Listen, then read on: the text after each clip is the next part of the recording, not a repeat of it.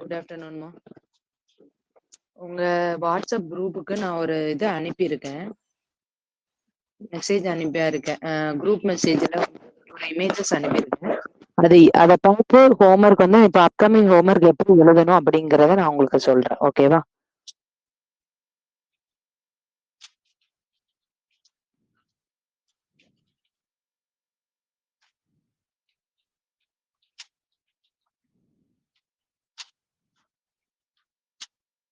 Voice கேக்குதாம்மா? Voice கேக்குதா?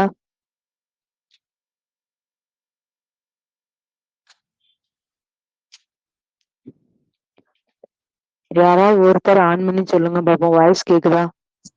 கேக்குது ma'am. ஓகேம்மா. Okay, thank you. ஓகேம்மா. Okay, thank you. ஸ்கிரீன் ஷேர் பண்றேன், பாருங்கன்னு.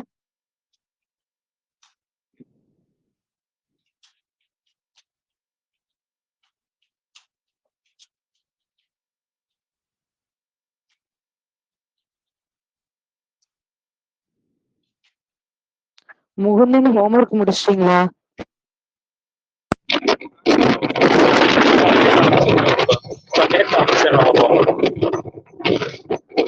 அனுப்புனீங்களாமா? நேத்து அனுப்பியிருக்கீங்களோ? சரி, ஓகே, நான் பார்த்துட்டு லேட்டரா கரெக்ஷன் பண்ணி அனுப்புறேன். ஓகேம்மா, தேங்க்யூ.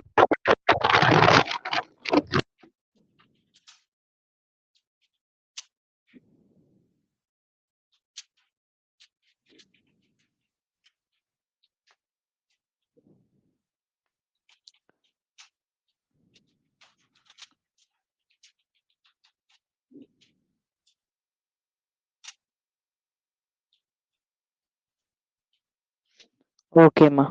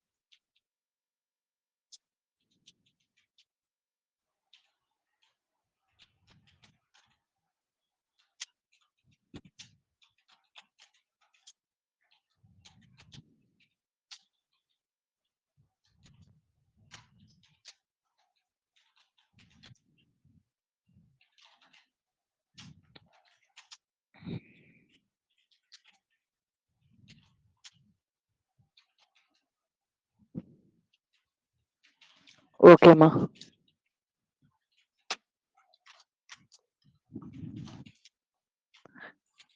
எதுவரமா ஹோம்ஒர்க் முடிச்சிருந்தோம்? இதுவரை முடிச்சிருப்போம்னு நினைக்கிறேன். அதாவது SSS 9 வரை முடிச்சோமா? ஆமா மேம், 9 வரையும் முடிச்சிருக்கோம். ஓகேம்மா. ஓகே, நீங்க அந்த மேல உள்ள தனி குறிச்சொல் வாரம் திங்கட்கிழமை ரீட் பண்ணிடணும். எத்தனை லெசன்ல இருந்தாலும் சரி, தனி குறிச்சொல் சுருக்கம் எல்லாமே ஒரு தடவை ஞாபகம் வச்சுக்கணும். ஓகேவா? தனி குறிச்சொல் இப்ப எல்லாரும் மனப்பாடம் பண்ணிட்டீங்களா? டெஸ்ட் வைக்கலாமா?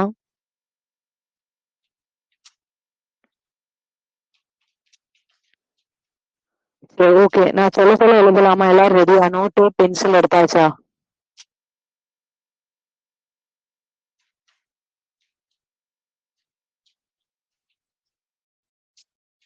ரெடியா? தனி குறிச்சொல் படிச்சாச்சா படிக்கலையா? அதான் நாளைக்கு கேட்போமா? படிச்சாச்சா பர்வீன்? படிச்சாச்சு. அதுக்கு அதர்ஸ் என்ன ஒருத்தர கூட பதிலே வரமாட்டேங்க.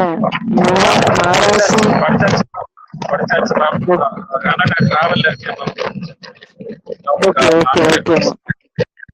ஓகேப்பா. மகாராஷ்டிரா படிச்சாச்சா? நீங்க ஹோம்ஒர்க் லேட்டா அனுப்பியிருக்கீங்களா?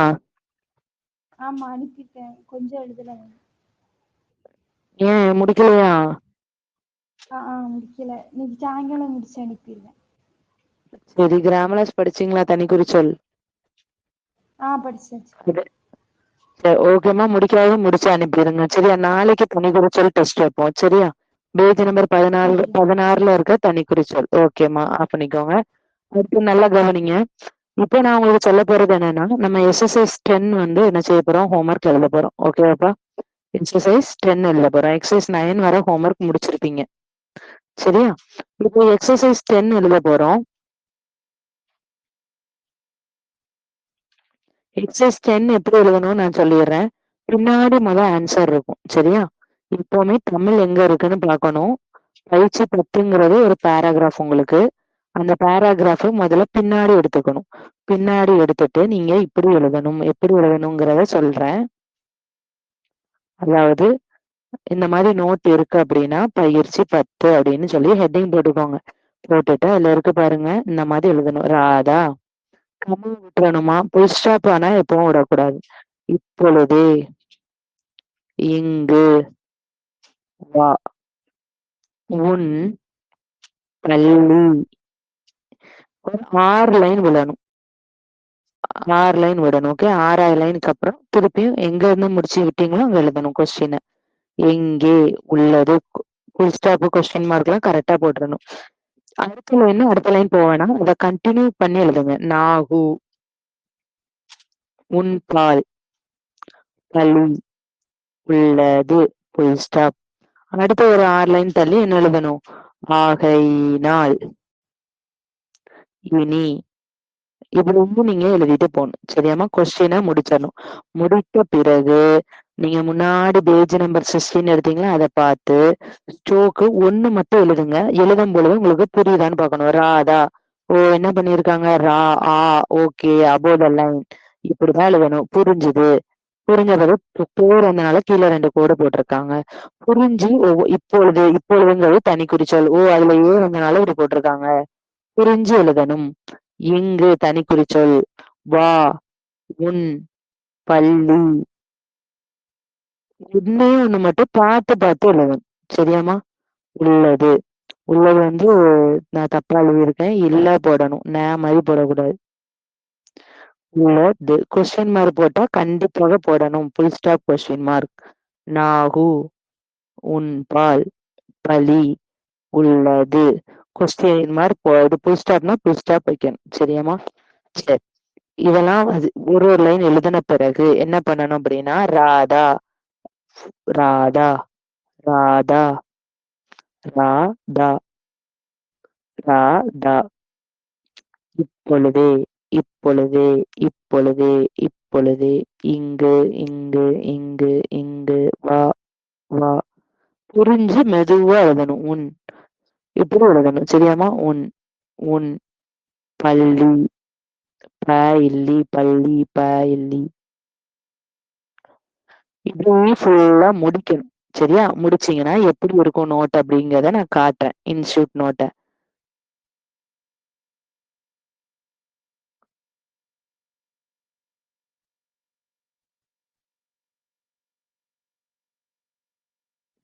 இன்ஸ்டியூட் நோட் எப்படி இருக்கும்,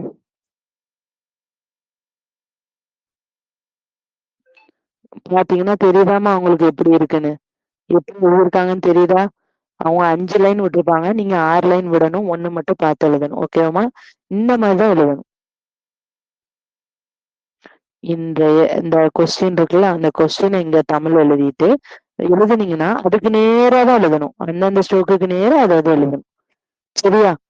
அப்படின்னு எழுதி முடிக்கணும். புரியுதாமா உங்களுக்கு? எப்படி எழுதணும்னு சொல்லிட்டேன். முதல் ஸ்டெப் இதைதான் எழுதணும். இதுக்கப்புறம் என்ன பண்ணணும் அப்படிங்கிறத நான் சொல்றேன். இதை முடிச்சதுக்கு அப்புறம் நல்லா கவனிங்க. இந்த பாருங்க, இந்த நோட்டை பாருங்க.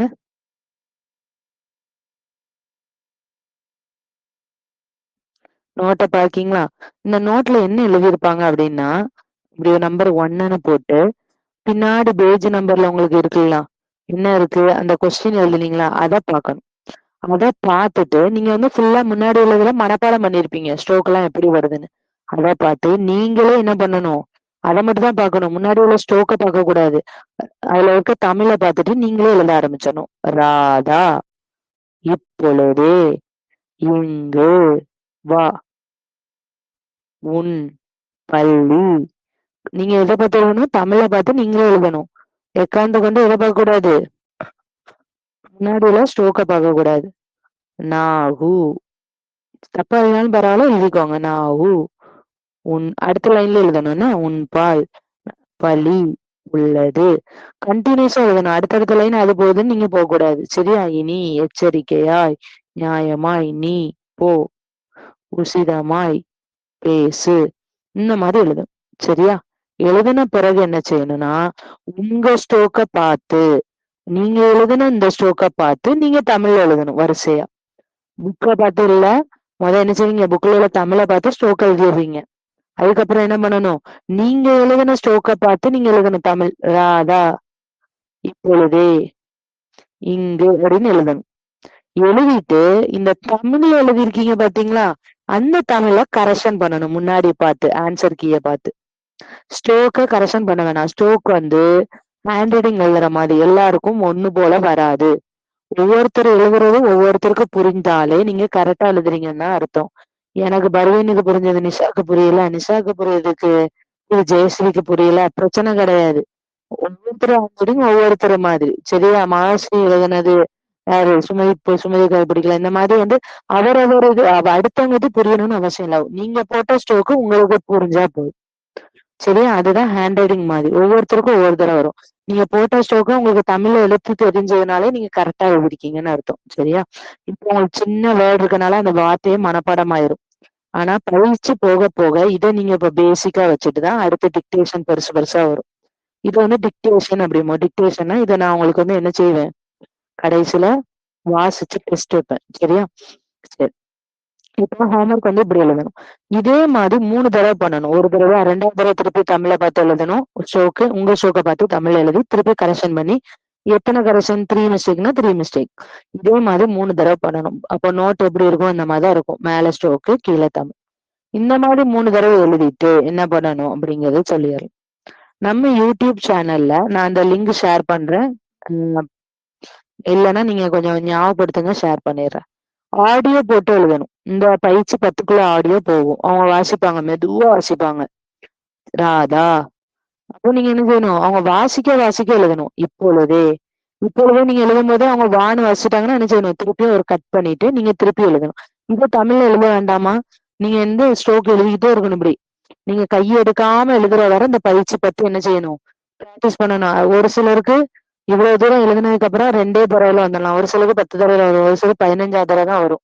அவங்க வாசிக்கிற ஸ்பீட்ல உங்களுக்கு எவ்வளவு ஸ்பீட்ல வருதோ என்ன செய்யணும், திருப்பி போட்டு எழுதணும். பாதியில விட்டுட்டீங்கன்னா திருப்பி ஒரு கோடு போட்டு திருப்பி முதல்ல இருந்து எழுதுங்க. எப்படியும் முதல்ல இருந்து என்ன செய்யணும், எழுதணும். புரியுதா?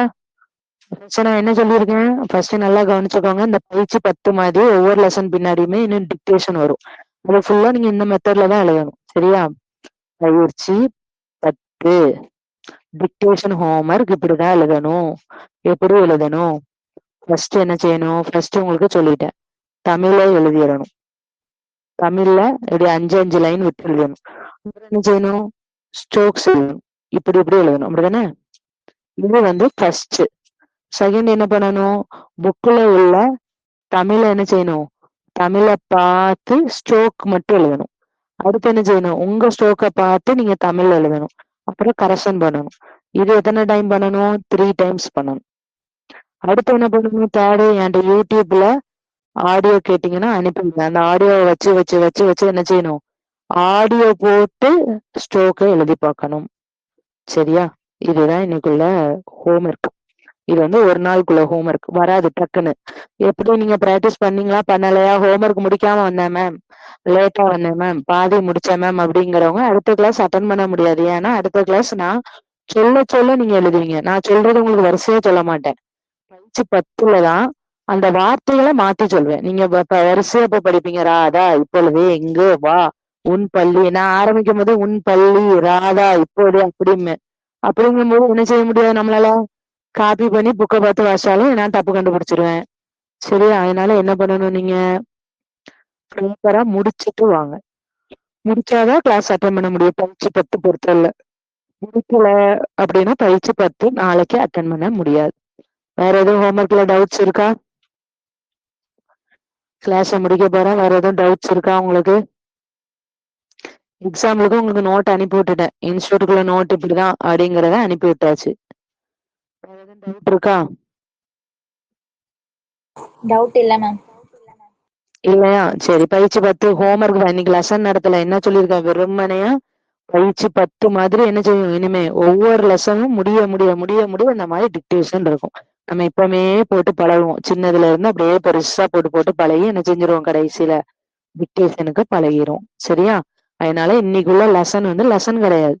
பயிற்சி 10ங்கிறது உங்களுக்கு ஹோம்ஒர்க் எப்படி எழுதணுங்கிறது தான் இவ்வளவு நேரம் சொல்லியிருக்கேன். ரொம்ப முக்கியமான இது. அதனால நீங்க என்ன பண்ணிருங்க அப்படின்னா ஹோம்ஒர்க் எழுதினாலும் அட்டன் பண்ண முடியும். எப்படிங்கிறத பாத்துக்கோங்க. ரெக்கார்டிங் அனுப்புறேன். தேங்க்யூமா. தேங்க்யூ. Thank you ma'am.